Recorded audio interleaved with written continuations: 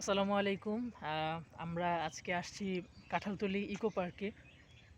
Eco park জায়গাটা খুবই সুন্দর। আর এটা হচ্ছে এই বলেশ্বর নদীর তীরে একদম কোল ঘেঁষে একটা জায়গা। তো সবাই ভাববেন যে আসলে ইকো পার্কের সরঞ্জামাদি এগুলো কোথায় বা পার্কে যেগুলো থাকে সাধারণত সেগুলো কোথায়? এই প্রশ্ন আসলে আমারও ছিল। তো বেসিক্যালি যেটা হয় সেটা হচ্ছে এখানে একটা পার্ক ছিল, আসলেই ইকো পার্ক ছিল। ইতিপূর্বে এরকম ভিডিও আমি করেছি।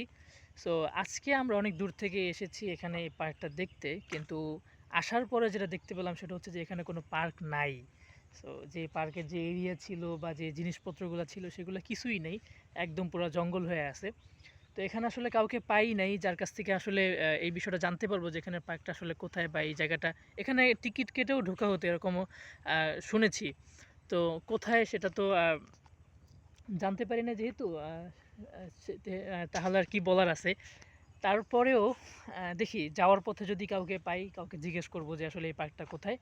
সো পার্ক না থাকলেও আমাদের এই বলেশ্বরের কিনারা কাঁঠালতলী যে মানে এলাকাটা আছে এটা খুবই সুন্দর, নদীর পাশের এলাকা।